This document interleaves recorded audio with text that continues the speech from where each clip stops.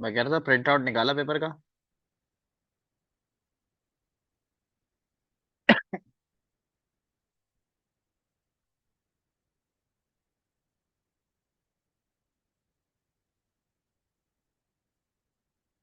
चलो मैं स्टार्ट कर रहा हूँ इसको। अच्छा, सबसे पहली चीज उसने क्वेश्चन में ये पूछी है, डिफाइन रेडियन। तो रेडियन की डेफिनेशन आपको याद होनी चाहिए कि भाई the angle subtended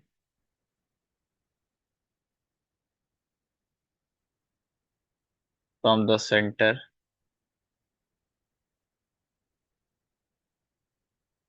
when arc length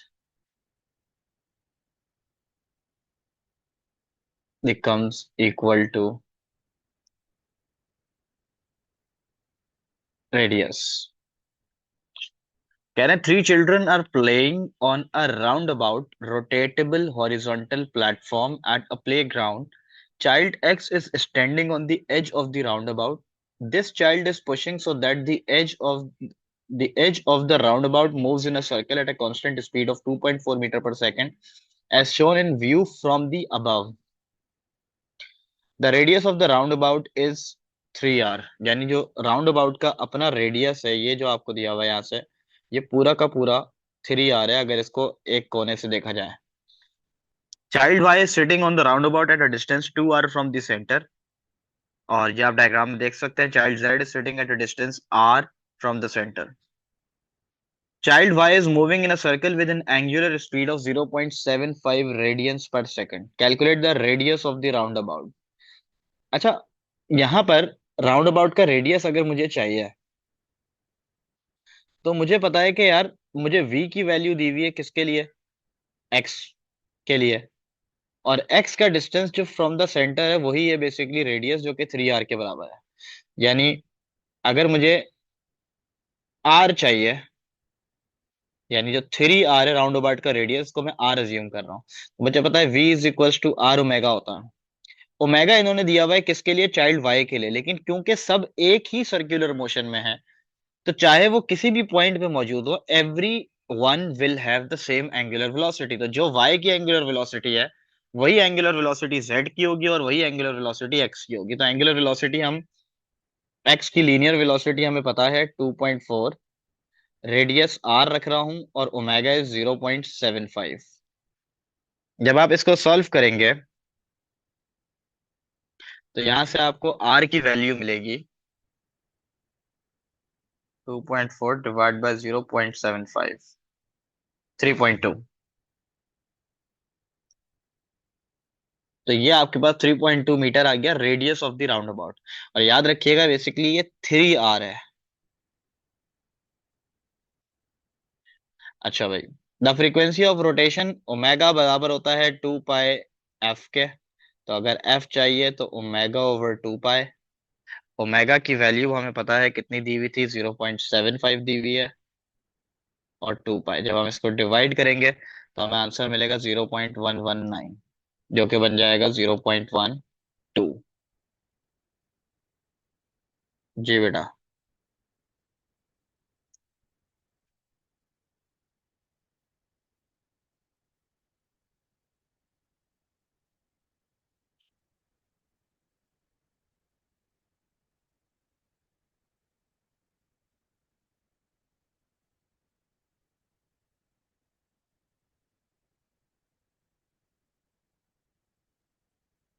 अच्छा, उसकी वजह ये है बेटा, क्योंकि क्वेश्चन में उसने ये कहा है कि रेडियस ऑफ राउंड अबाउट जो है ना वो 3r है, और उसने radius of the round about पूछा, यानी उसने पूछा ही 3r है। तो हमने जो रेडियस निकाला है उसमें हमने v की वैल्यू ये 2.4 रखी है, यानी इसमें जो मैंने r निकाला है, ये जो 3r है मैंने इसको r अज्यूम किया हुआ है, तो ये जो स्मॉल r है ये है ही 3r।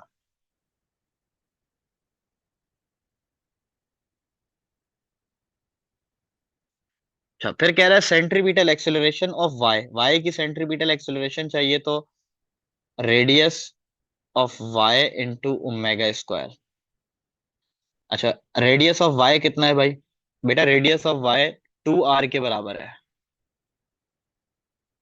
तो अगर मुझे पता है कि 3r = 3.2 है, तो बेटा r बराबर आ जाएगा किसके? 3.2 ÷ 3।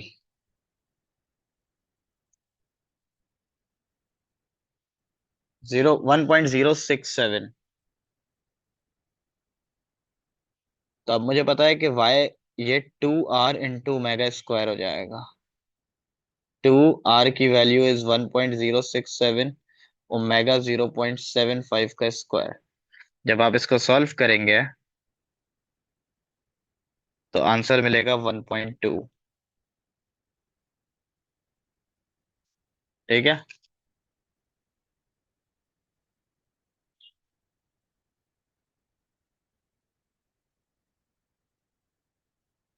अब यहाँ पे कह रहा है for the roundabout in one part B, complete table 1.1 to compare the linear and angular velocities for the child x and child z at any instant in time. Indicate your response by placing one tick in the appropriate box for each magnitude and direction for the two quantities. किसकी बात हो रही है बेटा? बात हो रही है एक्स एंड जेड की। लीनियर वेलोसिटी और एंगुलर वेलोसिटी को कंपेयर करना है। अच्छा भाई, ये हमारा आ गया।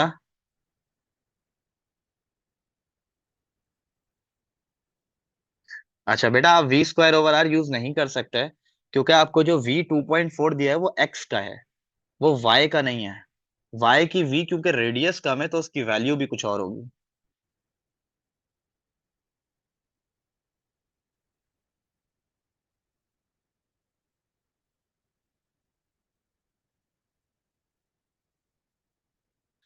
अच्छा, तो यहाँ पे मैं कह रहा था कि x और z को कंपेयर करने का है ना। हाँ। अब मुझे खुद बताइए कि ओमेगा, जब कोई एक सिस्टम में गोल घूम रहा होता है ना बेटा, जैसे फैन है, अगर वो गोल घूम रहा है तो मैं किसी भी पॉइंट के ऊपर चला जाऊं, हर पॉइंट पर जो ओमेगा की वैल्यू है ना बेटा, वो कांस्टेंट होती है। पहली बात, तो जितनी x की एंगुलर वेलोसिटी होगी उतनी ही z की होगी। तो पहली बात तो मैंने यहाँ पे ये कह दिया कि भाई एंगुलर वेलोसिटी दोनों की इक्वल है, और इनकी एंगुलर वेलोसिटीज की डायरेक्शन भी दोनों की क्या होगी? सेम होगी, वो दोनों ही एंटी क्लॉकवाइज घूम रहे हैं। लीनियर वेलोसिटी के ऊपर जब मैं आऊंगा तो मैं ये देखता हूँ कि यार v = r ओमेगा होता है। अगर मैं कह रहा हूं कि ओमेगा कांस्टेंट है, तो v is directly proportional to radius. तब क्योंकि x का रेडियस ज्यादा है एज कंपेयर टू z, तो x की लीनियर वेलोसिटी ज्यादा होगी। तो मैंने कहा x ग्रेटर देन z। अब if we talk about direction, और हमें पता है कि बेटा ये एंटी क्लॉकवाइज रोटेट कर रहा है, as you can see here, तो इसकी डायरेक्शन अगर ये है, तो इसके रिस्पेक्ट से z इस साइड जा रहा है। तो आप देख सकते हैं कि x और z की जो लीनियर वेलोसिटी की डायरेक्शन है, it is opposite to each other. इसलिए यहां पे हम टिक करेंगे ऑपोजिट को। Is it clear?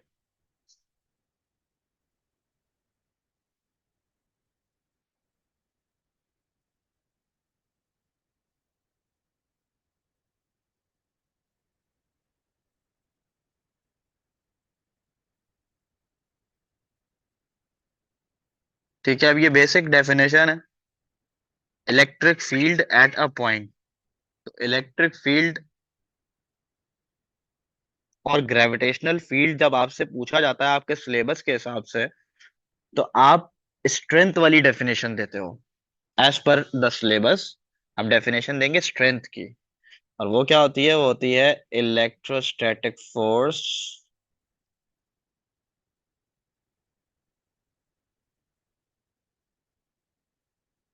Experienced per unit charge. But कौन सा? Per unit positive charge.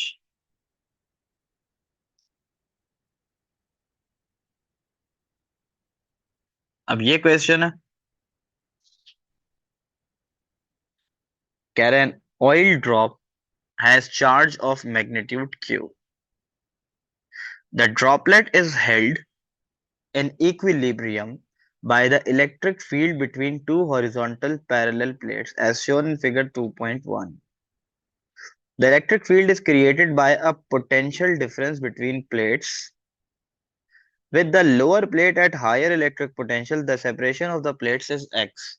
On 2.1, draw four field lines to represent electric field between the plates. Electric field is always from positive to negative. 3 mark का ये है। पहला mark है lines बनाने का।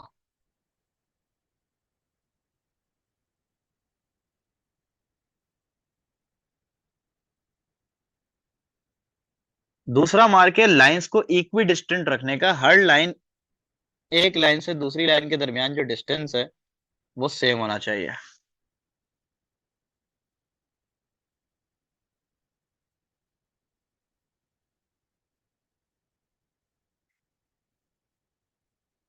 और तीसरा मार्क है एरोस बनाने का, क्योंकि electric field is always from positive to negative.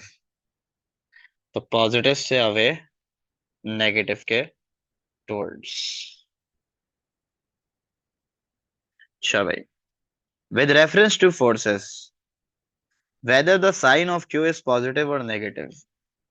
अब मुझे ये बताइए बेटा कि अगर ये प्लेट नेगेटिव है और ये प्लेट पॉजिटिव है और यहाँ पर एक ऑयल ड्रॉप है, तो सबसे पहली फोर्स जो मैं यहाँ पे कंसिडर करूंगा वो होगा इसका वेट, जो कि होता है डाउनवर्ड। अब अगर मुझे इसको इक्विलिब्रियम में रखना है तो इसका वेट बैलेंस्ड होना चाहिए। तो इसके वेट को बैलेंस करने के लिए we need an upward force. तो electric force should be in upward direction. अब अगर मेरे पास ऊपर नेगेटिव प्लेट है और मैं चाहता हूं कि फोर्स की डायरेक्शन अपवर्ड हो, तो इट इज नेसेसरी कि ये जो ऑयल ड्रॉप है इस पे पॉजिटिव चार्ज हो, ताकि वो नेगेटिव प्लेट इस पॉजिटिव को अट्रैक्ट करे। तो हम यहां पे लिखेंगे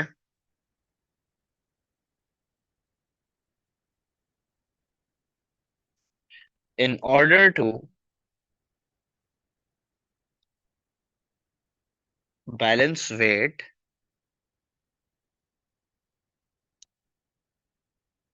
upward force is required.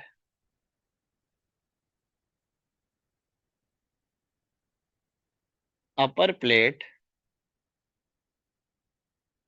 is negative, so sign of Q must be positive.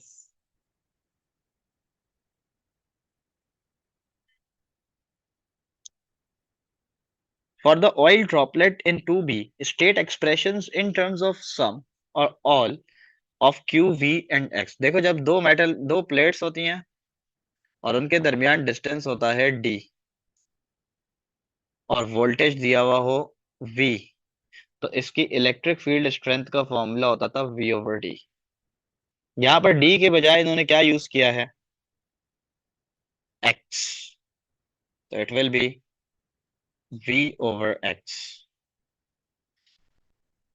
अब कह रहा है वेट। हमें पता है ये जो ऑयल ड्रॉप है ये इक्विलिब्रियम में है। डाउनवर्ड इसका वेट है, upward is the electrostatic force. तो मैंने कहा यार वेट जो है ना वो बराबर है इलेक्ट्रोस्टैटिक फोर्स, लेकिन उसने एफ की टर्म्स में नहीं मांगा है। हमें पता है ई का एक और फॉर्मूला होता है फोर्स पर यूनिट चार्ज। ये जो चार्ज होता है ये होता है चार्ज दैट एक्सपीरियंसेस फोर्स। यहां पर इसको इन्होंने कैपिटल क्यू कहा हुआ है, तो ये एफ ओवर क्यू बन जाएगा। तो यहां से एफ बराबर आ जाएगा क्यू इंटू ई के। तो मैंने कहा ये बराबर आ गया क्यू इंटू ई, पर ई भी यहां पर हमें नहीं देना है और E itself V over X है।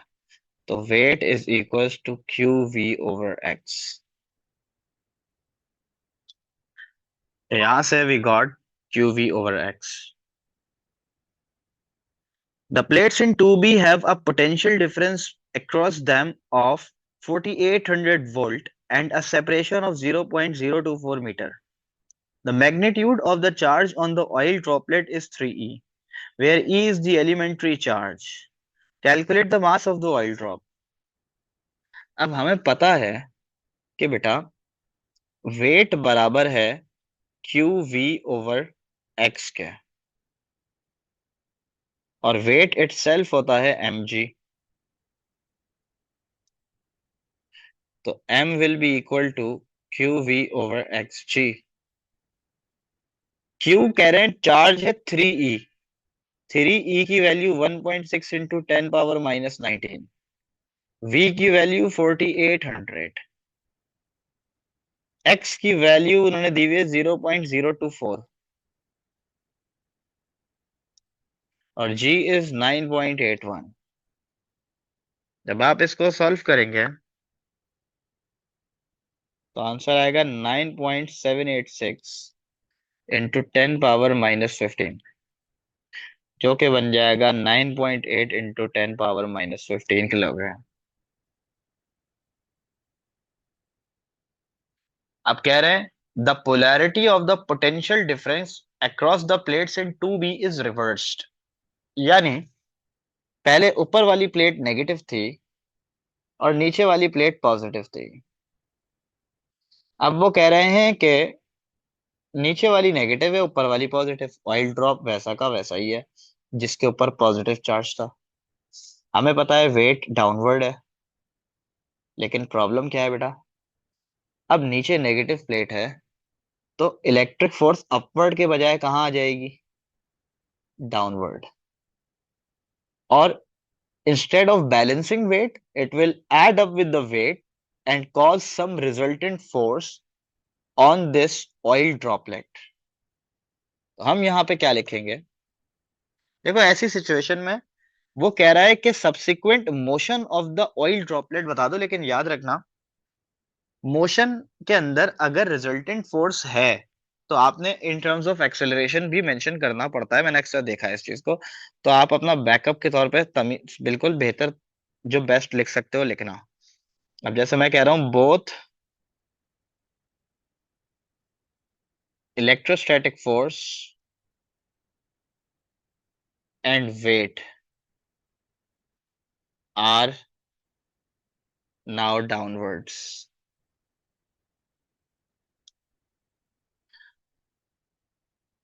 The oil drop will accelerate downward since resultant force is downward.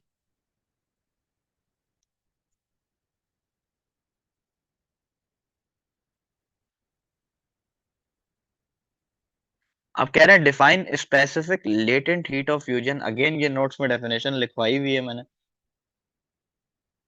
क्या है भाई, amount of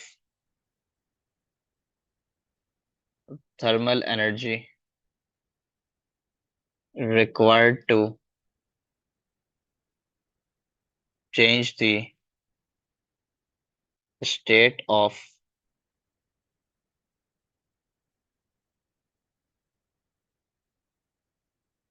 unit mass of a substance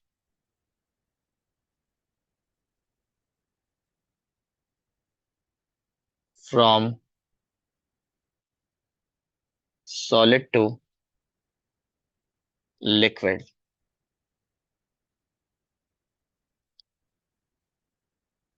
at constant temperature.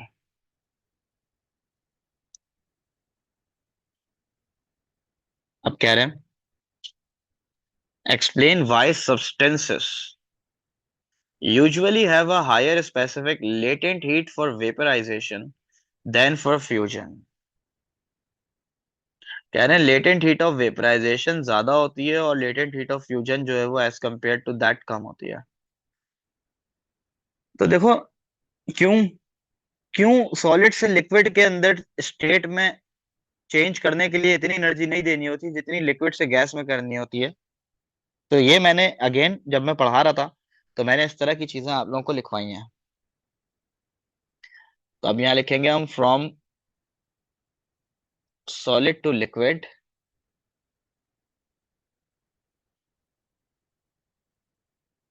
change in volume is approximately zero, whereas from liquid to gas, there is change in volume. हमें पता है liquid से gas में particle ज्यादा दूर होते हैं तो वॉल्यूम में चेंज आता है। Extra energy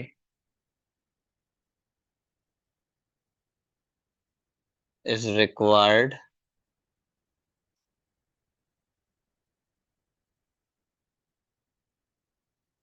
to change the volume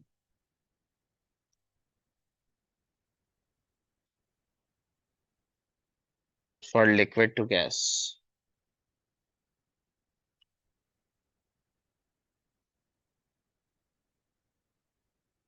अच्छा भाई, अब यहाँ क्या कह रहे हैं?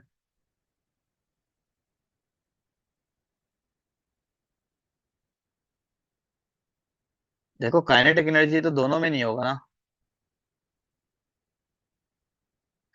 अच्छा, इंटरमोलिकुलर फोर्सेस वाली बात भी ऐड कर सकते हैं, अच्छा हो जाएगा। लेकिन काइनेटिक एनर्जी चाहे वो सॉलिड से लिक्विड हो या लिक्विड से गैस हो, बेटा चेंज तो दोनों में नहीं होती ना। और टेम्परेचर चेंज नहीं होता। तो वो ये पूछ रहा है कि सॉलिड से लिक्विड में जितनी एनर्जी देनी होती है, लिक्विड से गैस में उससे ज्यादा देनी पड़ती है। दोनों में ही स्टेट चेंज हो रहा है।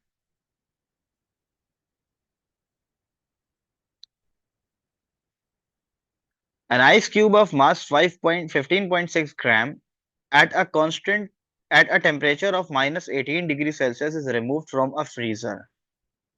The ice cube is immediately placed in an insulated beaker that contains a mass of 132.4 gram of water at a temperature of 34 degrees Celsius. The specific heat capacity of water is this kilojoule per kilogram per Celsius. The specific heat capacity of ice is 2.11. The specific latent heat of fusion of water दी हुई है। The beaker has negligible specific heat capacity. The contents of the beaker are left to reach thermal equilibrium. Calculate the temperature in degree Celsius of the water in the beaker when thermal equilibrium is reached. देखो बेटा, एक ice cube initially जो है वो -18 degree Celsius पे है, और एक कंटेनर में पानी है जिसका अभी 34 डिग्री सेल्सियस टेम्परेचर है। अगर मैं आइस क्यूब को उस पानी में ड्रॉप कर देता हूं तो आइस क्यूब फौरन मेल्ट नहीं होगा। Why? Because ice cube melts at 0 degree Celsius. तो पहले आइस क्यूब का टेम्परेचर -18 से राइज होके 0 तक आएगा, और जब टेम्परेचर चेंज हो रहा होता है तो स्पेसिफिक हीट कैपेसिटी का कॉन्सेप्ट आता है। फिर 0 डिग्री सेल्सियस पे वो मेल्ट होगा, और ड्यूरिंग मेल्टिंग टेम्परेचर चेंज नहीं होता। तो जब वो बर्फ मेल्ट होके पानी में कन्वर्ट होगा तो एट दैट इंस्टेंट जो मेल्टेड वाटर का टेम्परेचर है वो 0 है। फिर बाकी की एनर्जी जो पहले वाला पानी जिसमें इस आइस क्यूब को डाला था, अब वो देगा फर्दर एनर्जी मेल्टेड आइस को, ताकि उसका टेम्परेचर बढ़े। और ये कब तक चलता रहेगा? जब तक दोनों चीजों का टेम्परेचर, जो पानी 34 पे था और जो बर्फ -18 पे थी फिर मेल्ट होके पानी हो गई, इनको ये थर्मल इक्विलिब्रियम रीच ना कर जाए, इनका सेम टेम्परेचर ना हो जाए। या सो हम लिखेंगे कैसे? हम कहेंगे हीट लॉस बाय वाटर, जो कि कंटेनर में था, ये कन्वर्ट होगी हीट गेन्ड बाय आइस। इस वक्त आइस का टेम्परेचर, हाँ इस टाइप का क्वेश्चन पहले आ चुका है, मैंने भी जब पढ़ाया था तो पूरा करवाया इस टाइप का एक क्वेश्चन। -18 से 0,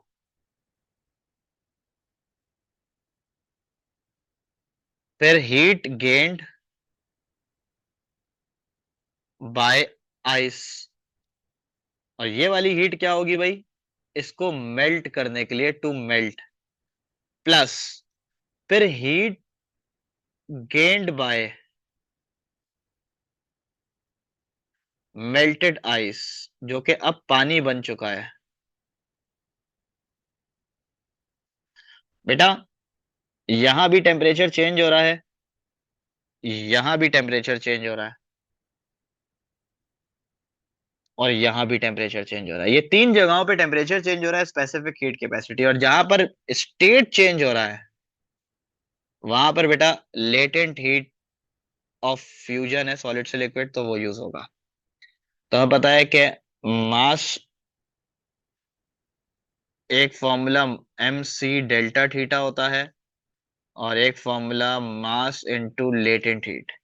डेल्टा थीटा में याद रखना जो टेम्परेचर आता है वो ग्रेटर माइनस स्मॉलर होता है। तो हमने कहा कि मास ऑफ वाटर इनिशियली 15.6 ग्राम था, नहीं सॉरी 132.4 ग्राम। तो 132.4 इनटू स्पेसिफिक हीट कैपेसिटी। अच्छा मैं एक काम ये करता हूं, मैं इसको कन्वर्ट कर रहा हूं किलोग्राम में। क्यों कर रहा हूं कन्वर्ट? इसलिए कि यहां पर स्पेसिफिक हीट कैपेसिटी में किलोग्राम यूज हुआ है। तो ये हो जाएगा 0.1324 into specific heat capacity of water दिया हुआ है 4.19 किलो जूल है। हमें जो, हम यहाँ पे, अच्छा चाहें तो कन्वर्ट करें, ना भी करें तो मसला नहीं, मैं इसको कर रहा हूं कन्वर्ट। 4 पॉइंट, सभी किलो जूल में वैसे नहीं करें तो भी मसला नहीं है, 4.19 कर देता हूं यार, ये भी जूल में आ गया। और चेंज इन टेम्परेचर, बेटा इसका फाइनल टेम्परेचर जो होगा ना वो हमें नहीं पता, जबकि इनिशियली इसका टेम्परेचर ज्यादा है। याद रखना ग्रेटर माइनस, इसका फाइनल टेम्परेचर लाजमी कम होगा। क्यों? क्योंकि ये थर्मल एनर्जी लूज कर रहा है। ये हमने लिख दिया। फिर हमने यहाँ पे कहा हीट गेन्ड बाय आइस, तो मास ऑफ आइस कितना था भाई, 15.6, 0.0156 into specific heat capacity of ice DV 2.11 into 10 power 3। और आइस का टेम्परेचर 18 से 0 आ रहा है, यानी 18 डिग्री सेल्सियस का चेंज आ रहा है, प्लस आइस को मेल्ट होना है, तो mass of ice again 0.0156 into latent heat of fusion of water जो दी हुई है 336 किलो जूल, तो 336 इंटू 10 पावर 3। ये एक आ गया,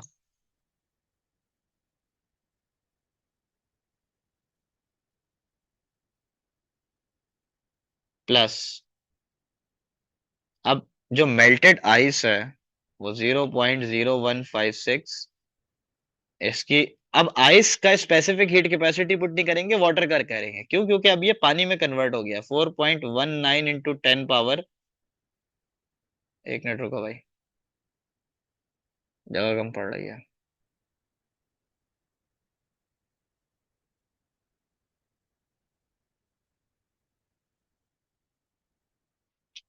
4.19 इंटू 10 पावर 3। और इसका चेंज इन टेम्परेचर कितना है बेटा? इसका इनिशियल टेम्परेचर 0 है और फाइनल टेम्परेचर थीटा है, तो theta minus 0 will be theta. इसको लेफ्ट हैंड साइड वाले को जब मल्टीप्लाई करेंगे, ये आएगा 18861.704 minus 554.756 theta is equals to 592.488 5241.6 plus 65.364 theta.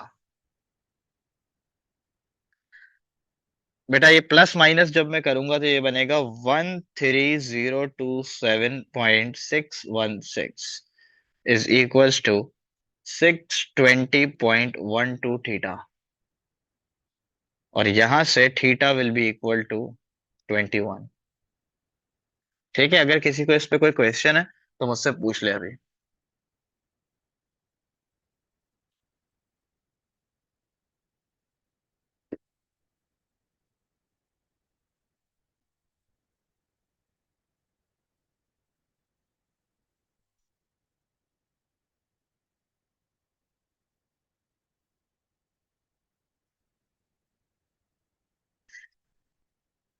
First law of thermodynamics may be written as this.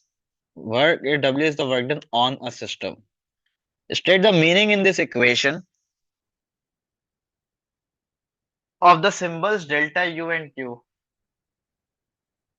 Okay. Delta U is increase in internal energy of the system या change. आपके syllabus में increase का word use हुआ है वैसे।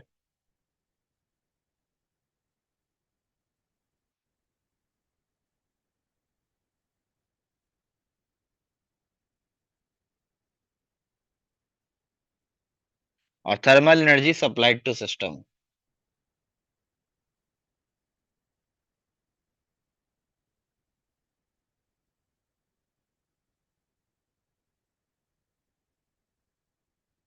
चलो अब क्या कह रहा है।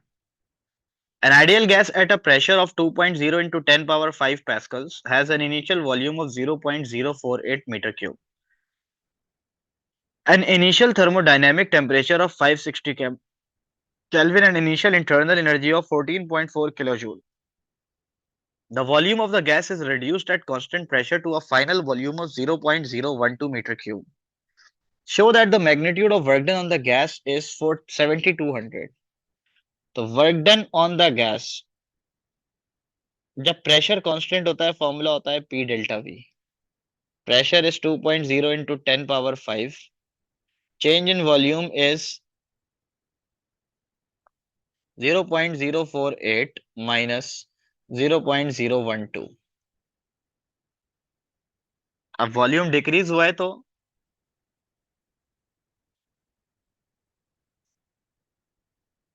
0.012 है। इसको सॉल्व करेंगे सीधा सीधा 7200 आ जाएगा। Explain whether the work done on the gas is positive और नेगेटिव। तो बेटा जब हम इस इक्वेशन को देखते हैं, जब वर्ड लिखा हुआ है work done on the gas, तो मैंने पढ़ाया था कि कंप्रेशन के अंदर जब वॉल्यूम कम होगा वर्क डन पॉजिटिव होगा, और एक्सपेंशन के अंदर जब वॉल्यूम इंक्रीज होगा नेगेटिव होगा। यहां पर वॉल्यूम 0.048 से कम होकर 0.012 हुआ है, तो हम कहेंगे कि यहाँ पे जो वर्क डन है ये पॉजिटिव है।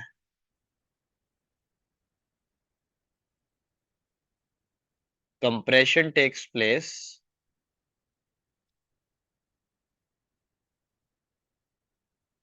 सो positive. Explain why the final internal energy of the gas is 3.6 kilo joule.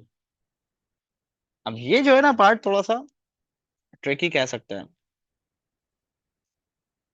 कह रहे 3.6 इंटरनल एनर्जी है फाइनल और क्यों है। तो हमारे पास यहाँ पे की क्या है पॉइंट, हम यहाँ पे देख रहे हैं यार इनिशियली जो इंटरनल एनर्जी है वो 14.4 है और ये 3.6 हो गई। हमने कहा यार अगर 14.4 को 3.6 से डिवाइड करेंगे ना बेटा, तो 14.4 डिवाइड बाय 3.6 हमें देगा 4। तो इसको मतलब ये है कि इंटरनल एनर्जी 4 टाइम्स कम हुई है। अच्छा हमने देखा वॉल्यूम को, तो वॉल्यूम हमारा इनिशियली 0.048 था और ये 0.012 हो गया। जब आप इसको डिवाइड करेंगे ना बेटा ये भी आएगा 4। हमने कहा नहीं इनका कोई आपस में लिंक है। फिर हमें बोला गया है कि वॉल्यूम रिड्यूस हुआ है कांस्टेंट प्रेशर पे, तो हमें कुछ याद आ जाना चाहिए गैस के कुछ लॉज। तो हमने यहाँ पे कहा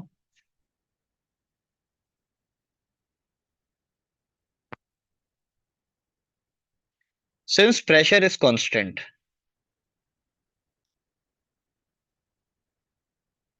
तो हमें ये पता होना चाहिए कि volume is directly proportional to thermodynamic temperature as volume is now one fourth, thus temperature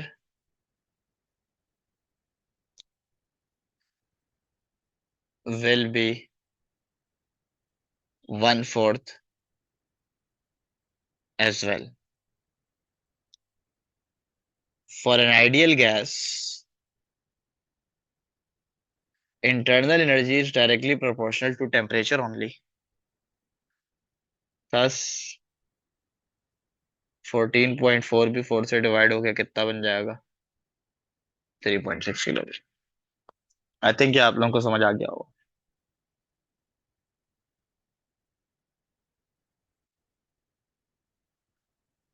For the reduction of the volume of the gas in 4b, calculate Q. Give a unit with your answer. हमें पता है यार, first law of thermodynamics कहता है कि delta U बराबर है Q plus W के।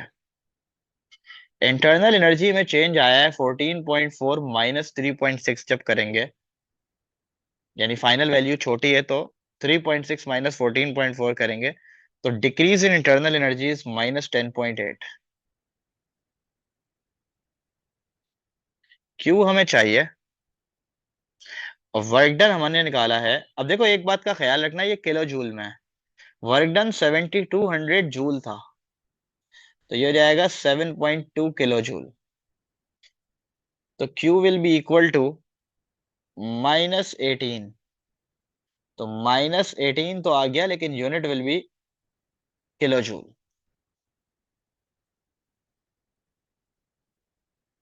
अच्छा भाई,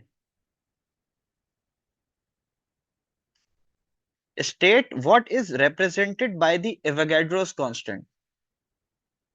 एवोगैड्रो कांस्टेंट क्या होता था भाई?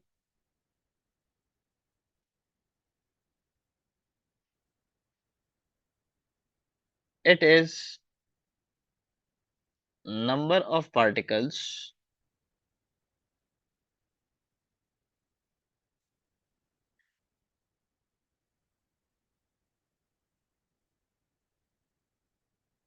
हाँ, आप ये कह सकते हैं कि एक ही चैप्टर से 3 क्वेश्चन आ गए, यानी अगर आप टोटल मार्क्स को आप देखें तो ये 9 नंबर का था, ये 8 नंबर का था। 9 और 8 कितने हो गए भाई? 10, 17।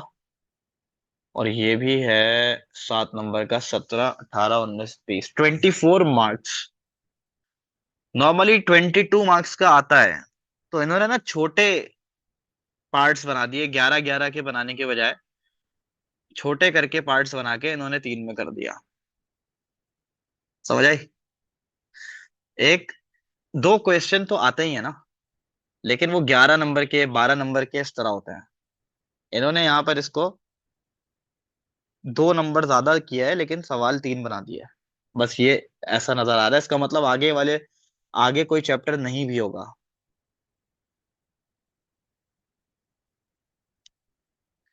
It is number of particles present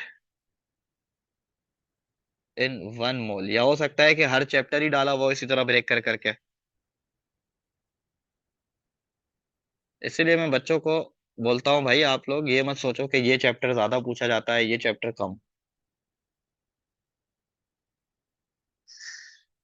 per unit amount of substance, per unit amount of substance, वैसे नॉर्मली यही कहा जाता है, लेकिन per unit amount of substance इसका मतलब क्या होगा? अच्छा, number of particles per unit amount of substance कह रहे हैं आप? मोल्स नंबर ऑफ वर्ड, हाँ कह तो सकते हैं। हाँ एक ही बात है।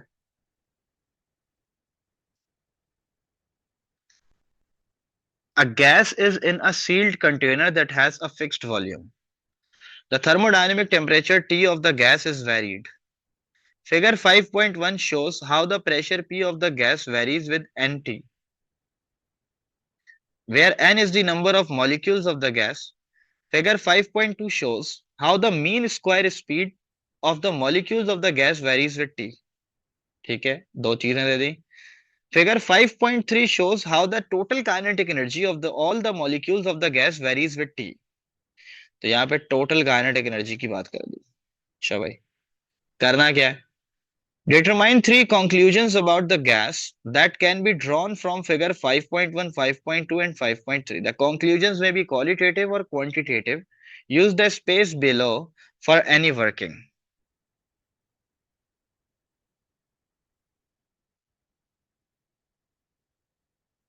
अच्छा, अगर मैं 5.1 को देखूं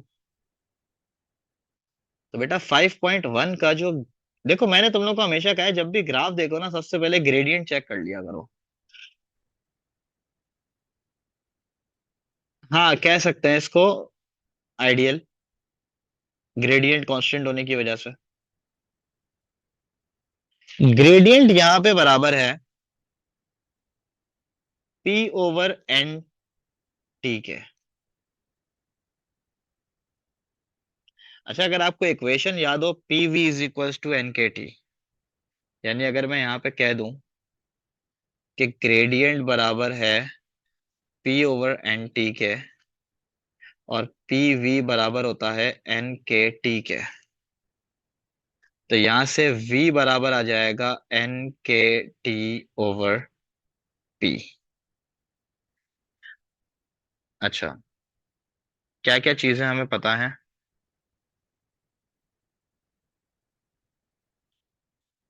एन के पता है,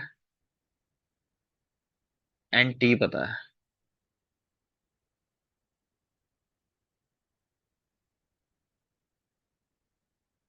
एन इंटू टी हम निकाल सकते हैं. के बोल्ट्जमैन कांस्टेंट है. और प्रेशर भी निकाल सकते हैं. ठीक है, तो हम यहां से क्या करेंगे? हम देखें एट पे. एट पर अगर हमारे पास ये वैल्यू अगर हम देखें तो ये आ रही है 2.4, 10 की पावर 4. और ये 8 इंटू 10 पावर 26 है. तो वॉल्यूम जो है वो 8 into 10 power 26 into 1.38 into 10 power -23, ये बोल्ट्जमैन कांस्टेंट आ गया. और ये 2.4 इंटू 10 पावर 4 था. जब इसको सॉल्व करेंगे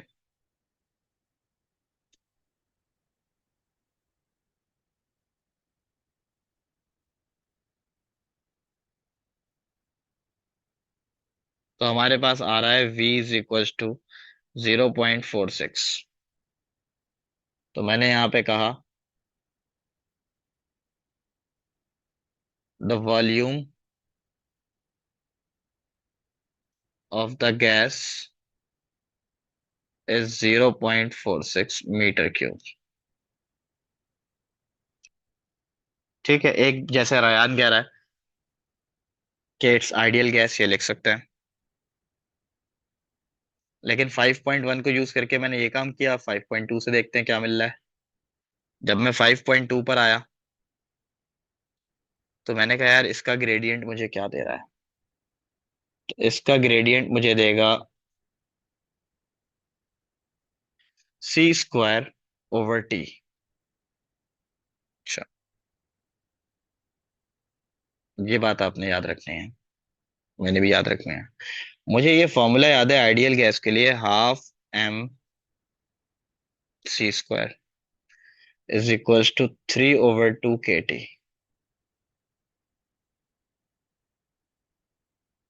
यहां से c² ओवर t का फॉर्मूला बनेगा 3k/m.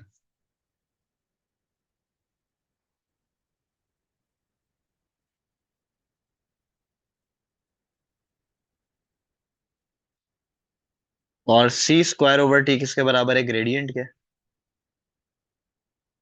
तो मुझे पता लगा कि यार ग्रेडियंट जो है वो बराबर है 3k/m के.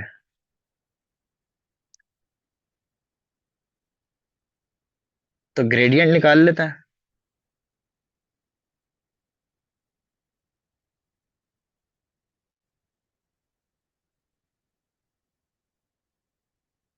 इसका ग्रेडियंट 2.5 इंटू 10 पावर 6 और 400।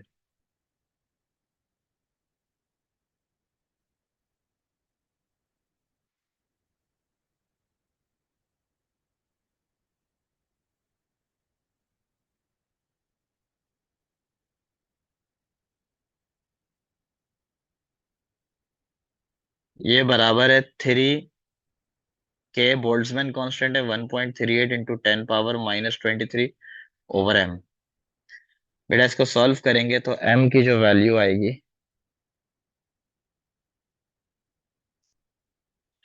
वो आएगी 6.624 into 10 power -27।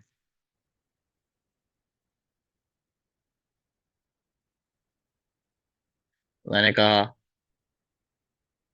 Mass of each particle is 6.624 into 10 power -27 kg।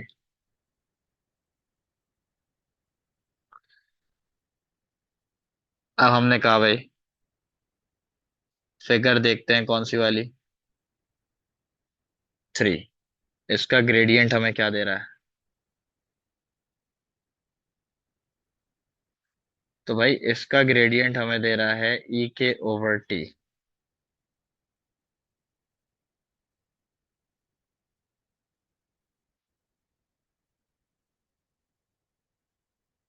अब E k/T इसका ग्रेडियंट दे रहा है। अच्छा एक बात बताओ, ये E k है क्या? तो E k हमारी एवरेज काइनेटिक एनर्जी नहीं है यहाँ पे ना, ये ख्याल रखना है हमने। E k is not average kinetic energy, E k is the total kinetic energy. अच्छा टोटल काइनेटिक एनर्जी अगर है तो मैं आप लोग को याद दिलाता चलूं that the total amount of kinetic energy, अगर मुझे एवरेज काइनेटिक एनर्जी चाहिए तो it is equal to total kinetic energy divided by number of particles. और एवरेज काइनेटिक एनर्जी इटसेल्फ होती है 3/2 kT is equals to E k/n। तो यहां से अगर मैं नंबर ऑफ पार्टिकल्स निकालना चाहूं तो वो E k/2 divided by 3 kT के बराबर है। अब E k की वैल्यू कितनी है? अगर आप यहां पर देखो 1.123 10 पावर 4। 1.3 इंटू 10 पावर 4 इंटू 2/3 के 1.38 इंटू 10 पावर -23। सवाल ये है कि टी की वैल्यू क्या है?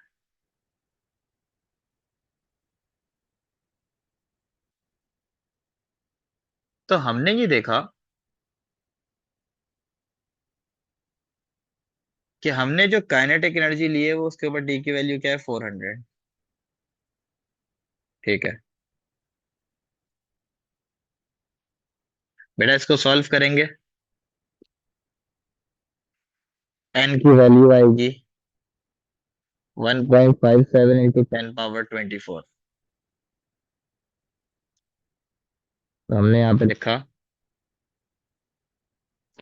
Number of particles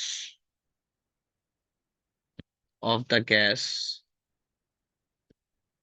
are 1.57 into 10 power 24। अभी क्लियर है ये सबको?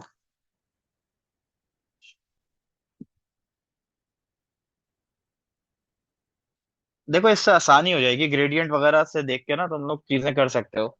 अब मैंने लास्ट वाले में, क्योंकि अभी हमारे पास आसानी ये है कि हम कोई भी वैल्यू बगैर ग्रेडियंट की भी रखते हैं तो हमें सही रिजल्ट्स मिलेंगे। उसकी वजह है कि ये स्ट्रेट लाइन ओरिजिन से है, तो हम इनिशियल वैल्यू को जीरो अज्यूम कर सकते हैं, ग्रेडियंट ना निकालें, इसमें काम चल जाएगा। लेकिन अगर इनिशियली वैल्यू जीरो से स्टार्ट ना हो रही हो तो फिर जाहिर है कि आपको ग्रेडियंट प्रॉपर निकालना पड़ता है।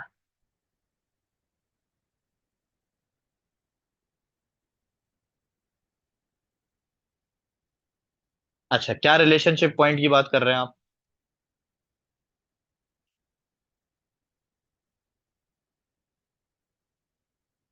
हाँ, अगर ग्रेडियंट कांस्टेंट है तो डायरेक्टली हाँ कर सकते हैं, बिल्कुल। मैंने सारी क्वांटिटेटिव कर दी है, क्वालिटेटिव मैंने एक भी नहीं किया। कर सकते हैं। आप बोलो कि टोटल काइनेटिक एनर्जी जो है वो टेम्परेचर के डायरेक्टली प्रोपोर्शनल है।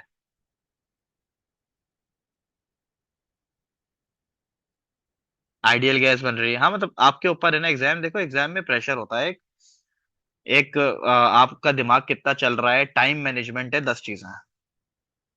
सही। फिर जो सवाल इतनी लंबी कर रहे होते हैं आपको उसके अंदर, आप पहले एक वर्किंग करके आगे बढ़ जाते हो, फिर आप बाद में देखते हो कि यार चलो इसको देखते हैं और बेहतर कैसे करते हैं। पहले तो आप वो सब करोगे ना जिसका सीधा सीधा आपको पता ही है, ताकि आप बचा हुआ टाइम चीजों पे लगाओ। One assumption of the kinetic theory of gases is that the volume of the molecule is negligible compared with the volume of the gas. State with a reason whether this assumption applied to gas in 5b.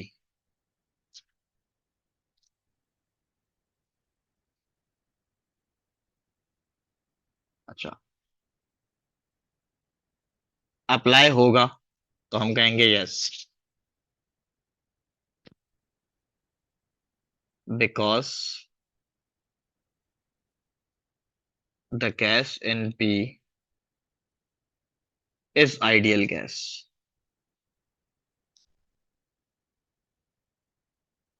ठीक है।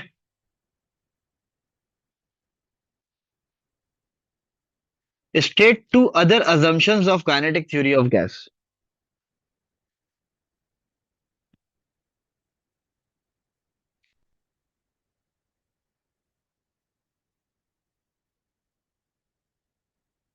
Kinetic theory लिख देते हैं, कोई दो उपाय। There are no intermolecular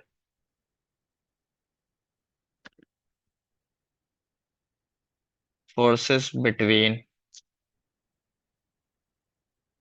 gas molecules. Ryan, आपने वो चैप्टर रिवाइज किया? ग्राफ वाले मसले हल हुए आपके एसी सर्किट से? Collision between molecules is elastic.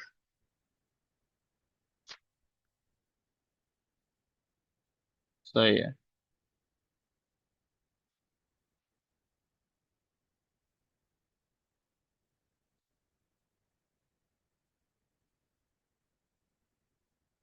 अच्छा भाई, state what is meant by simple harmonic motion. अब सिंपल हार्मोनिक मोशन हमें पता है कि भाई acceleration is directly proportional to displacement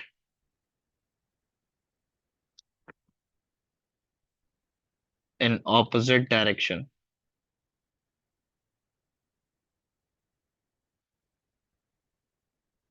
while executing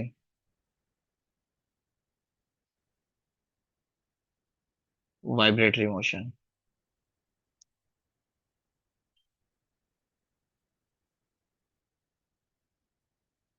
चलो, the a length of thick copper wire is formed into a rectangular frame as shown in 6.1। अच्छा भाई, thick copper wire है ये।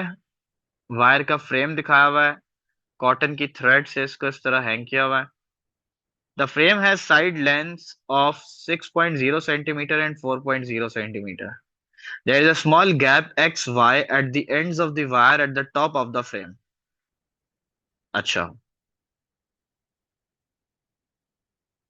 the frame is suspended so that it hangs vertically using thin cotton thread attached to the two ends of the wire. The frame oscillates about its vertical axis as shown in view from above in 7.6.2। इसका top view दिखाया हुआ है, ये इसका top surface दिखा रहा है। The oscillations are simple harmonic. The displacement s of the edge of the frame from its equilibrium position varies with time according to this equation, where s is in millimeters and t is in seconds. Calculate the period of oscillation। हमें पता है कि ये equation जो है ये x is equals to x not sine omega t होती है। आपसे पीरियड पूछ रहे हैं, यानी आपको ओमेगा नजर आ रहा है, 6.9 रेडियंस पर सेकेंड। और omega is self 2 pi over time period होता है। यहां से टाइम पीरियड जब कैलकुलेट करेंगे तो 0.911।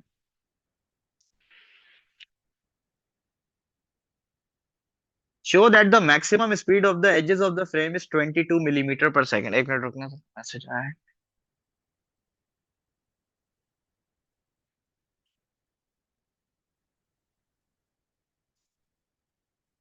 अच्छा, show that the maximum speed, अच्छा स्पीड के बारे में पूछ रहे हैं। मैक्सिमम स्पीड का फॉर्मूला आपको याद होना चाहिए। V max is equals to x not omega, या ओमेगा एक्स नॉट। ओमेगा 6.9 है, और एम्पलीट्यूड हमें कहां से मिलेगा भाई? ये रहा, एक्स नॉट 3.2। और मिलीमीटर में है, ये याद रखिएगा। और यहाँ भी मिलीमीटर पर सेकंड मांग रहे हैं, तो आप एग्जैक्टली 3.2 रख देंगे इंटू 6.9। जब आप मल्टीप्लाई करेंगे तो आंसर आएगा 22.08, जो कि बन जाएगा 22 millimetre per second.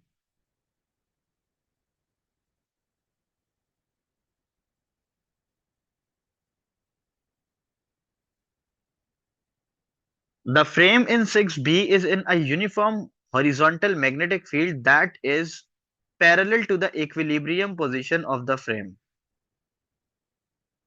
The flux density of the magnetic field is 0.047 Tesla. Calculate the electromotive force induced across XY when the frame is moving at its maximum speed. अच्छा, अगर आप एक्स वाई के respect से देखो, ये top ये रहा है। अच्छा, यहां पे ना मैग्नेटिक फील्ड के बारे में पैरेलल टू इक्विलिब्रियम पोजीशन है। This is the equilibrium position. ये टॉप व्यू है बेटा। ये मैग्नेटिक फील्ड की डायरेक्शन, लेट सपोज हम अज्यूम करते हैं ये है बी।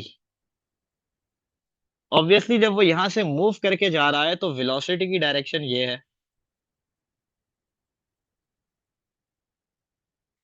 तो इसका मतलब जब हम इसको ऊपर से देख रहे हैं तो ये इसकी लेंथ है, this is the perpendicular length, जो कि हमारे इस फॉर्मूले में यूज होती है।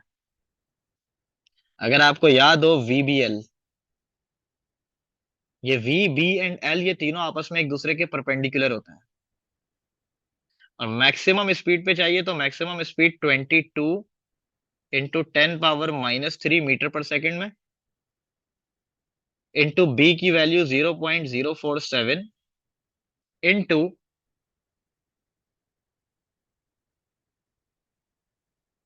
एल। एल हमारे पास दिया हुआ है 6 सेंटीमीटर।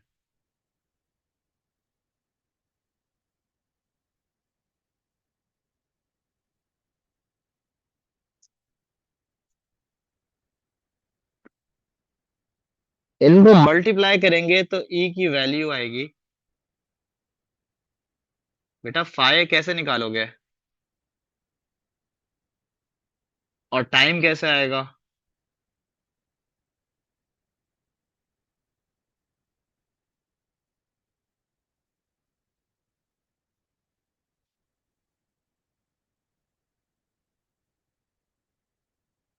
वो वो टाइम फॉर वन रोटेशन है ना ये तो।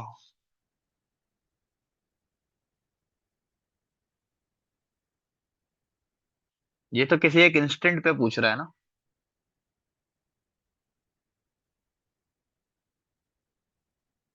और वो इंस्टेंट जब ये इक्विलिब्रियम पोजीशन पे होगा तब वेलोसिटी मैक्सिमम होगी, क्योंकि V B and L they are mutually perpendicular. तो ये जो मैंने डायग्राम पे इंडिकेट किया कि हॉरिजॉन्टल एक्स में हमारे पास B है, ये टॉप पोजीशन जो है इसके अलोंग B है। अज्यूम करते हैं cross into the page हमारी वेलोसिटी है। क्यों मैंने ये अज्यूम किया बेटा? क्योंकि टॉप व्यू को देखो तो ये इस तरफ मूव कर रहा है, तो थर्ड एक्सिस हमारा ये लेंथ है। क्योंकि वो लेंथ जो मैग्नेटिक फील्ड के पैरेलल है उसमें ईएमएफ इंड्यूस नहीं होती।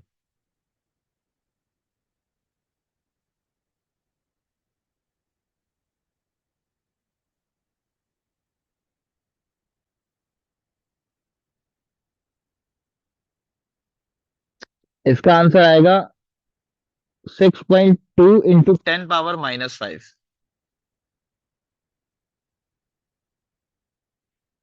अच्छा, यहां पर एक कंफ्यूजन है बस, जो कि जाहिर है कि मार्किंग स्कीम नहीं आई है तो कंफर्म नहीं हो सकता। और वो ये है कि induced across x y when the frame is moving at its maximum speed. तो एक्स और वाई को अगर आप देखो तो एक लेंथ ये है, एक लेंथ ये है, तो ये दो लेंथ है। तो इसको डबल कर देते हैं। तो अगर मैं इसको डबल करूंगा ना,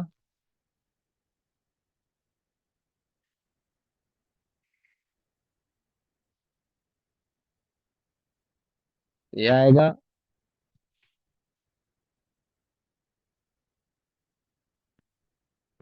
1 12.4 × 10⁻⁵ अच्छा, on 6.3 sketch the variation of the induced EMF across XY with t between 0 and 2t। 0 maximum position वाली, मैक्सिमम वेलोसिटी वाली पोजीशन है, उस वक्त ईएमएफ मैक्सिमम होगा। और दोबारा मैक्सिमम यहाँ पे आएगा, बीच में एक नेगेटिव आ जाएगा।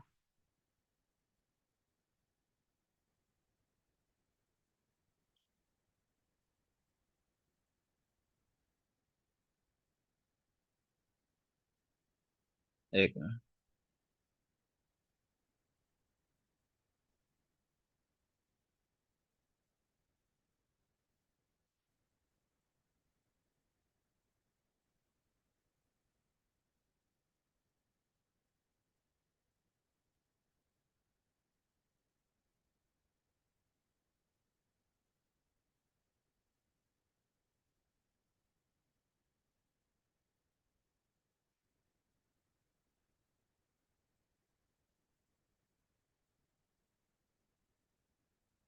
नहीं नहीं, बहुत लोगों ने सॉल्व किया है, मैं भी ये देख रहा था। अच्छा, मैं देख लेता हूँ, आपने मुझे भेजिए तो।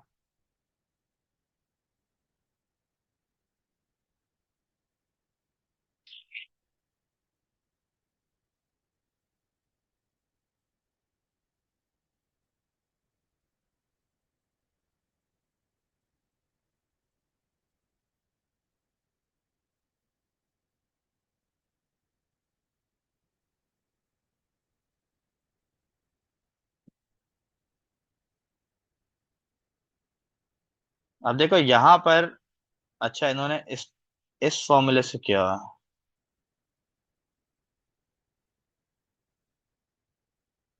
बी वी एल ही तो बनाया है, हाँ सही है। तो ये डायरेक्ट लगाया हमने, इन्होंने ये पूरा ड्राइव किया है। पर इन्होंने लेंथ बेटा नहीं, मैं इसको नहीं कर सकता, इसको कंसिडर लेंथ को जो इन्होंने की हुई है, ये फिक्स ही रहेगी। ये मुझे सही नहीं लग रहा, क्योंकि ये तीनों आपस में परपेंडिकुलर होने चाहिए।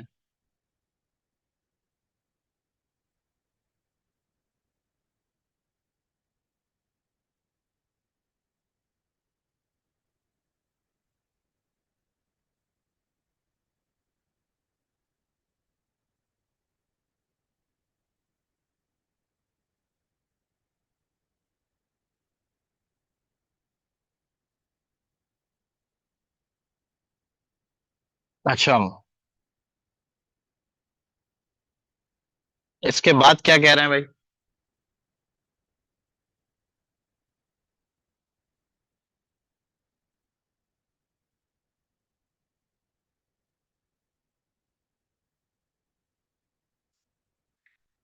What is meant by root mean square RMS value of an alternating current?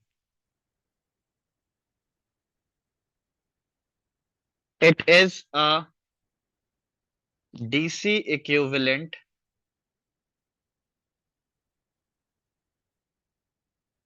for an alternating current supply.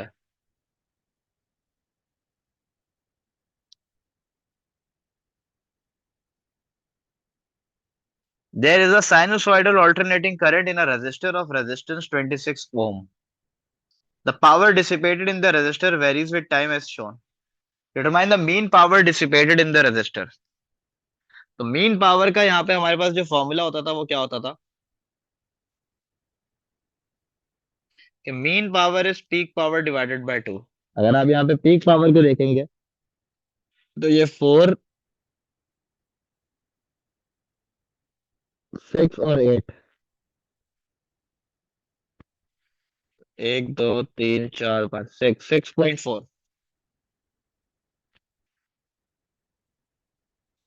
4.4, 4.8, 5.2, 5.6, 6.4। तो 6.4 डिवाइडेड बाय टू, तो ये 3.2 आ गई। Calculate the RMS current in the resistor. RMS current कैसे आएगा भाई? P RMS is I RMS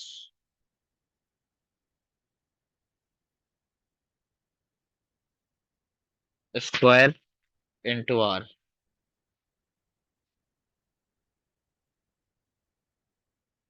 तो यहां से अगर मुझे आई आरएमएस चाहिए तो जाएगा 3.2 डिवाइडेड बाय 26 ओम रेजिस्टेंस, ये दी हुए, और इसका स्क्वायर। बेटा ये सॉल्व करने पे आएगा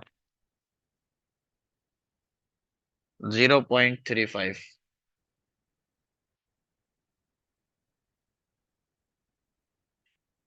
The current in the resistor in 7B is now half wave rectified. State the name of the electric circuit component that is used to achieve this rectification. तो हाफ वेव रेक्टिफिकेशन के लिए हम diode को use करते हैं। On figure 7.2 sketch the variation of the power dissipated in the resistor between 0 to this, यानी after rectification। अगर आप लोगों को याद हो तो करंट का जो एक्चुअल ग्राफ होता था ऑल्टरनेटिंग में वो कुछ इस तरह होता था, और इसका इक्विवेलेंट जब हम पावर का ग्राफ बनाते थे तो हम कहते थे पावर में जो नेगेटिव है वो भी क्या हो जाएगा, पॉजिटिव। और ये कुछ ऐसा होता था। अब अगर रेक्टिफिकेशन होगी तो बेटा ये वाला पार्ट माइनस होगा, तो इसका भी ये वाला पार्ट क्या हो जाएगा, जीरो। ये जीरो हो गया, और फिर ये यहां से चल पड़ेगा।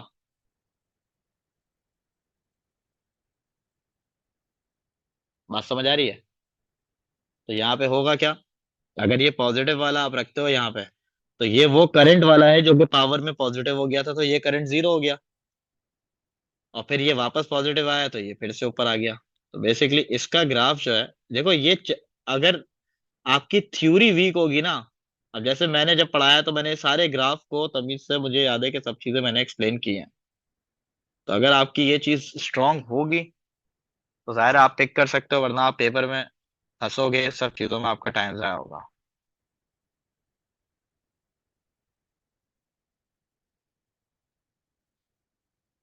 तो अगर मैं इसको यहाँ पे ड्रॉ करूं,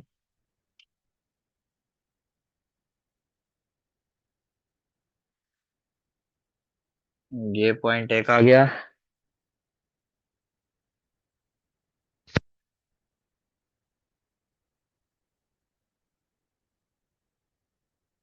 एक ये पॉइंट आ गया,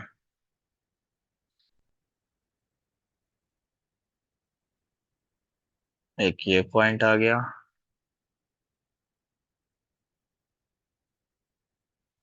एक ये पॉइंट, क्योंकि देखो पावर वाला ही ग्राफ है, तो ये हमारी पावर जो थी मैक्सिमम वो 6.4 थी। और टाइम आप देख सकते हो कि ये कहाँ टच कर रहा है, यहाँ पे, और यहाँ पे ये टच कर रहा है नीचे।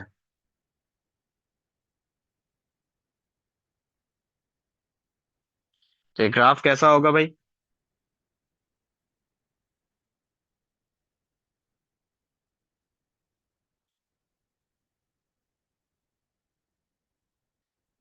इस तरह। अच्छा आप, जैसे आप कहो नहीं मैं नेगेटिव वाले को क्यों करूं, मैं पॉजिटिव वाले को रेक्टिफाई कर रहा हूं, तो आप इसको यूं भी बना सकते हो। वो मसले की बात नहीं है। बात समझ आ रही है?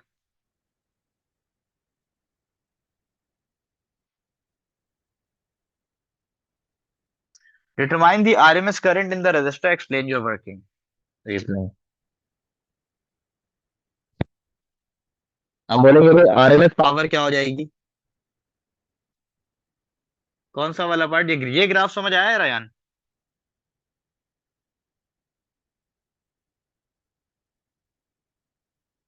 देखो एक्चुअल ग्राफ जो है वो ऐसा था।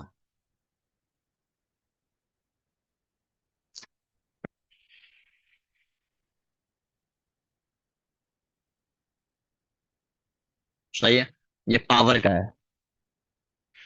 अच्छा अगर यही मैं रेक्टिफाई कर दूं तो ये वाला पार्ट मैंने जीरो कर दिया। अगर मैं ये वाला पार्ट जीरो ना करता तो मेरे पास दूसरा ऑप्शन था, मैं ये वाला पार्ट जीरो करता, ये ड्रॉ करता और ये वाला पार्ट जीरो कर देता। रेक्टिफिकेशन जब होगी तो हाफ वेव रेक्टिफिकेशन हुई हुई है, आधी वेव जो है वो उसने जीरो होना है। अब ये करंट वाला ग्राफ अगर मैं इसका बनाता हूं तो वो ये है कुछ।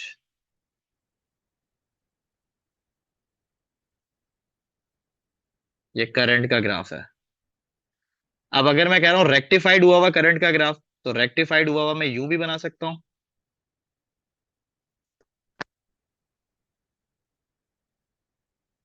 और रेक्टिफाई हुआ हुआ मैं यूं भी बना सकता हूँ।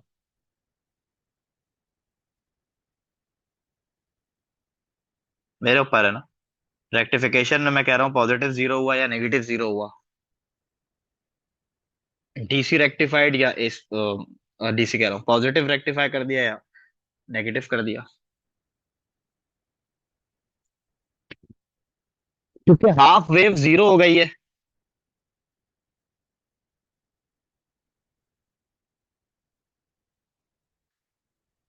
आरएमएस पावर भी क्या हो जाएगी? हाँ।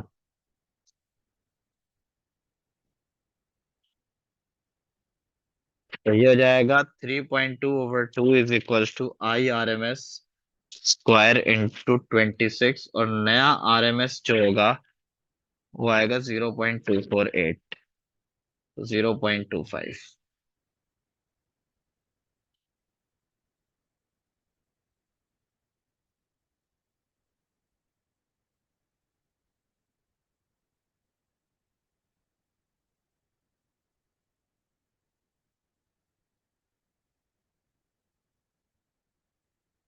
A star in a distant galaxy consists mostly of hydrogen. Visible light emitted by a star consists of discrete spectral absorption lines are represented in 8.1. The numbers represent the wavelength in nanometer of the spectral line. Explain with reference to photons how the existence of these spectral lines provide evidence for discrete energy, electron energy levels in the hydrogen atom. तो ये अगर आप लोगों को याद हो, ये पूरा मैंने एक क्वेश्चन लिखवाया था और उसके साथ मैंने 3 पॉइंट्स लिखवाए थे। मैं लिख देता हूं यहाँ पे।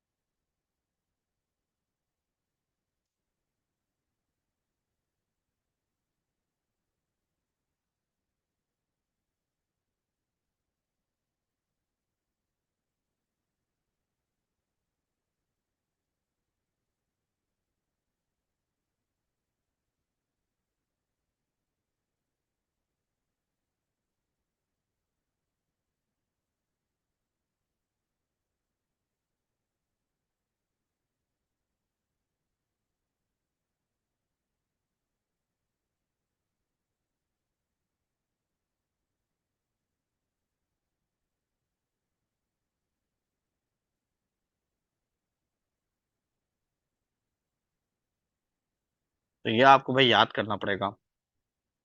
The galaxy is at a distance of 6.7 to 10 power 24 meter from Earth. Explain why the spectral lines observed on the Earth are at different wavelengths from those shown in 8.1. मैं यहाँ पे लिखूंगा भाई, since universe is continuously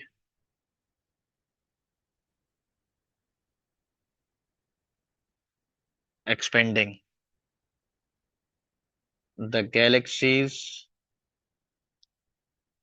are moving away. The light that we receive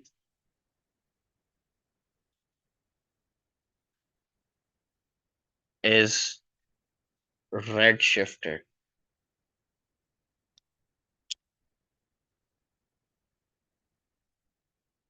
On 8.1, draw possible positions for four spectra observed on Earth. तो हमें पता है भाई रेड शिफ्ट हुआ है, तो वेवलेंथ इंक्रीज हो गई होगी। तो इनको हम थोड़ा सा आगे ड्रॉ कर देते हैं।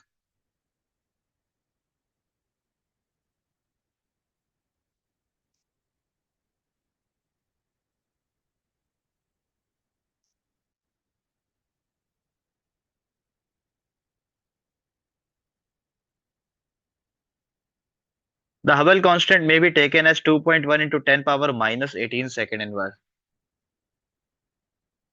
देखो अगर बैकवर्ड्स बनाओगे तो इसका मतलब है कि ब्लू शिफ्ट हुआ है।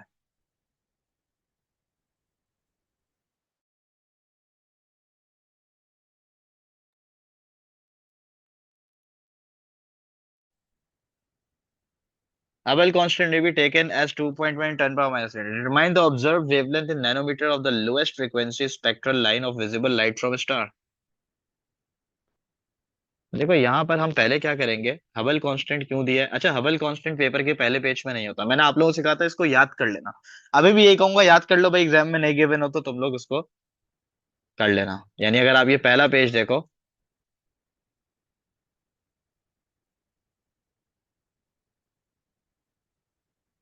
तो यहाँ पे इन्होंने हबल कांस्टेंट नहीं दिया हुआ, तो ये आप याद कर लो। लेकिन ये अब जैसे यहाँ दिया हुआ है फिर भी याद कर लो भाई, अब पता नहीं सवाल में नहीं दिया फिर क्या करोगे। हमें पता है v is equals to h not d. तो पहले आपने v निकाला, एच नॉट दिया हुआ है 2.1 इंटू 10 पावर 18 माइनस का, और डी है 6.7 इंटू 10 पावर 24। अब ये मुझे कैसे पता लगा भाई, lowest frequency spectral line of visible star, sorry Galaxy का डिस्टेंस जो दिया हुआ है, ठीक है। 14.07 into 10 power 6। Delta lambda over lambda जो है वो बराबर है वी ओवर सी के। तो डेल्टा लेमडा, अब ये लोएस्ट फ्रीक्वेंसी मतलब मैक्सिमम वेवलेंथ जो कि 656 है।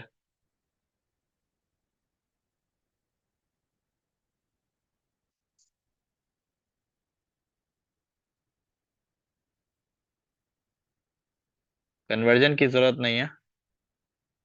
656, 14.07 10 पावर 6, 3.0 इंटू 10 पावर 8। यहां से डेल्टा लेमडा आएगा 30.8। हमें पता है रेड शिफ्ट हुआ है तो फाइनल ज्यादा होगी, -656 इज इक्वल्स टू 30.8। तो जो वेवलेंथ है, ऑब्जर्व्ड वेवलेंथ जो है वो हमारे पास आ गई 686.77, यानी 687।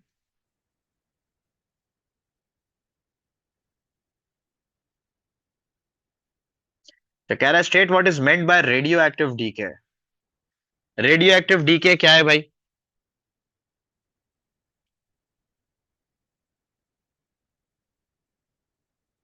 Spontaneous and random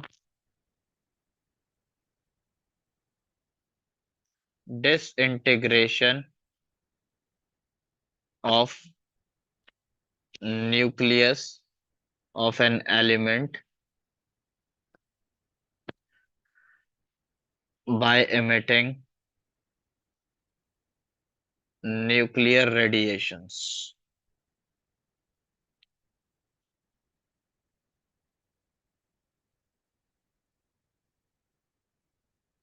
An isotope X is radioactive and decays to a stable product with a half-life of 12.0 minutes.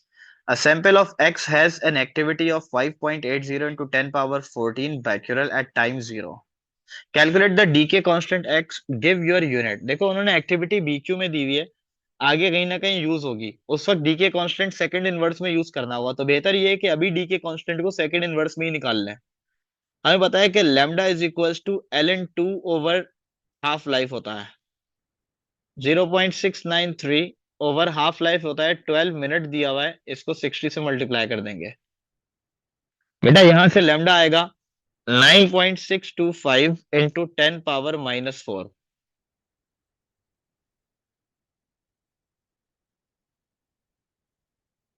ये हमारे पास डीके कांस्टेंट आ गया। The activity of the sample at 20 minutes बता दें। एक्टिविटी का फॉर्मूला क्या होता है भाई? Activity A is equals to A not e power minus lambda into t. अब एक्टिविटी हमें चाहिए, इनिशियल एक्टिविटी टाइम 0 पे दी हुई है 5.80 into 10 power 14 e minus lambda, lambda 9.625 into 10 power -4।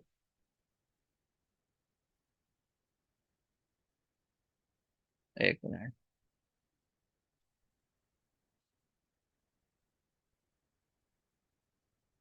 और टी की वैल्यू 20 मिनट्स है, 60 में कन्वर्ट सेकंड्स में कर देता है।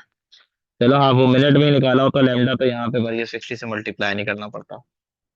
यहाँ से बेटा एक्टिविटी का आंसर आएगा 1.826 इंटू 10 पावर 14, तो 1.83 इंटू 10 पावर 14 बैक्यूरल।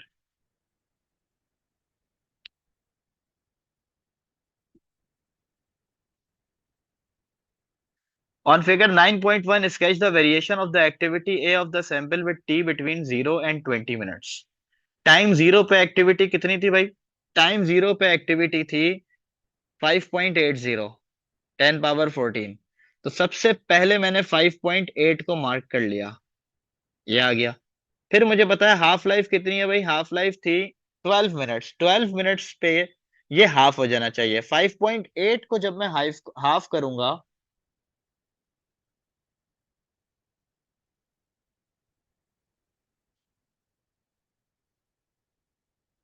2.9 आ रहा है।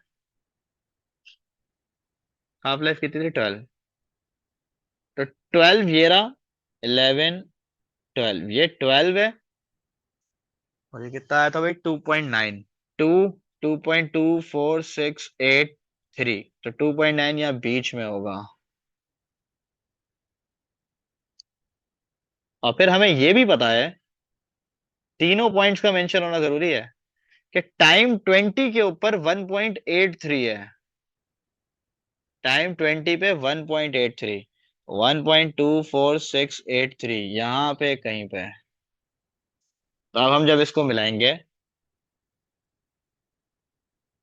तो ये कुछ ऐसा बनेगा।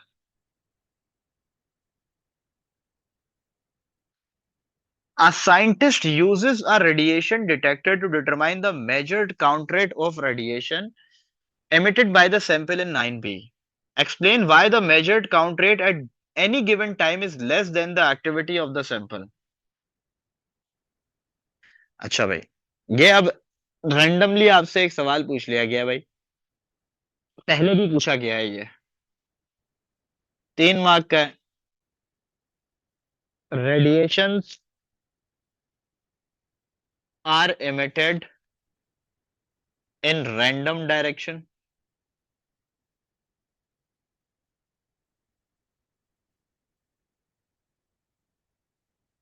Some radiations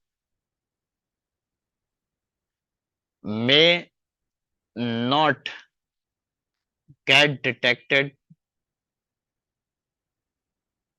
by the detector.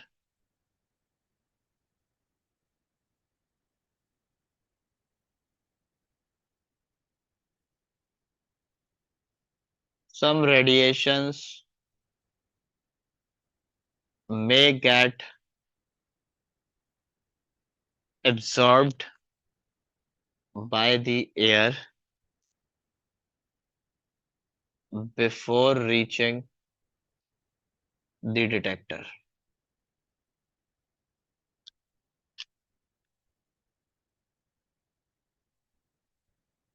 तो मेरे ख्याल से ये इस पेपर का लास्ट क्वेश्चन है 10।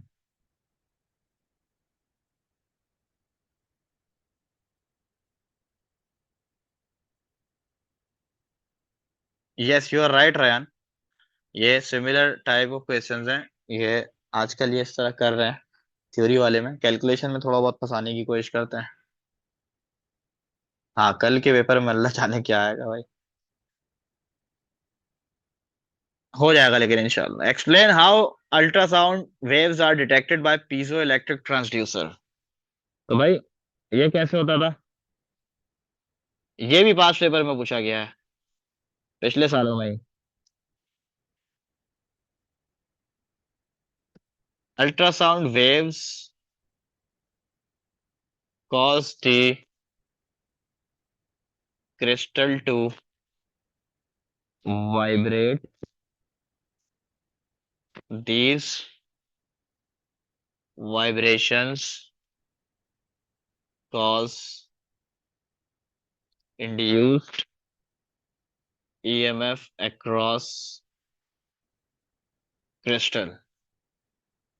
Define the specific acoustic impedance of the medium. It is the product of density of medium and the speed of sound in that medium। ये इसका फॉर्मूला है, वही हम डेफिनेशन में लिख देते हैं।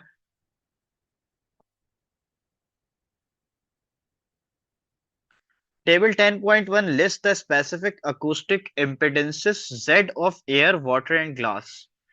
Air 4.39, water this, glass this. The density of water is 998. Determine the speed of water and speed of sound in water।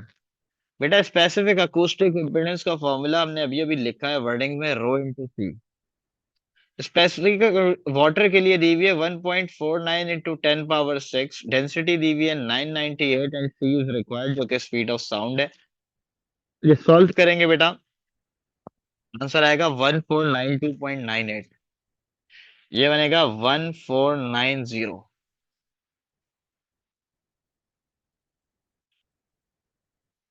Calculate to three significant figures the intensity reflection coefficient for sound incident and water glass boundary। बेटा intensity reflection coefficient जो है, इसका formula होता है Z1 minus Z2 whole square divided by Z1 plus Z2 whole square. इसमें Z1 Z2 किसको assume कर रहे हैं फर्क नहीं पड़ता क्योंकि ऊपर स्क्वायर लगा हुआ है, लेकिन बात हो रही है किसकी? वाटर ग्लास की। वाटर के लिए 1.49, ग्लास के लिए 9.98, दोनों की 10 की पावर 6 है। 1.49 10 power 6 minus 9.98 10 power 6 whole square divided by 1.49 10 power 6 plus 9.98 10 power 6 whole square. ये आ रहा है 0.548।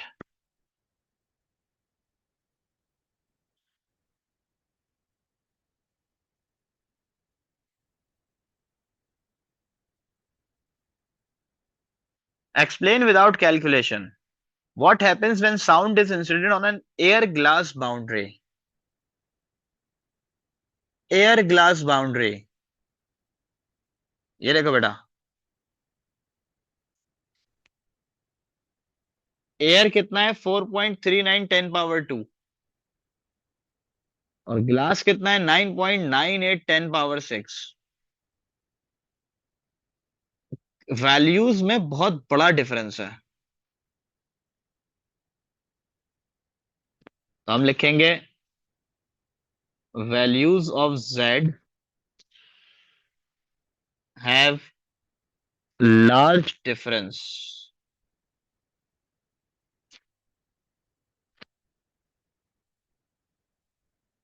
अच्छा, जब लार्ज डिफरेंस होता है तो क्या होता है भाई?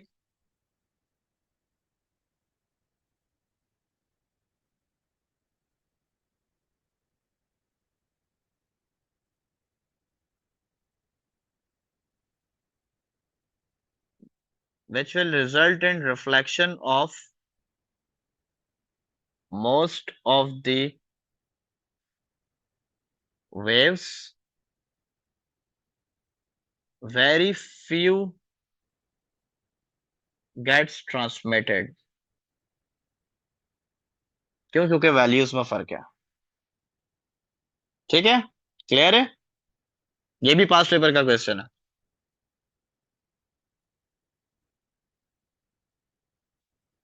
ट्रांसमिटेड मतलब रिफ्रैक्शन हो गई ना। लिख देता हूं। बल्कि एक ही बात नहीं हुई क्या? मार्किंग स्कीम में से लिखा होता उन्होंने थ्रू रिफ्रैक्शन।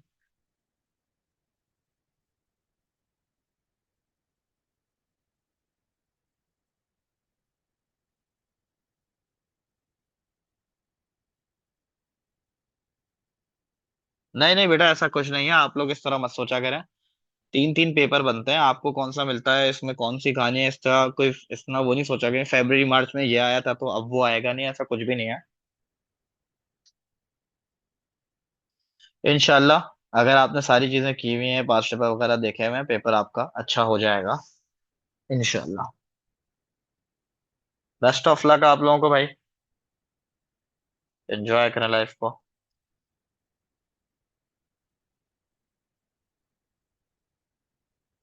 जी शारेस।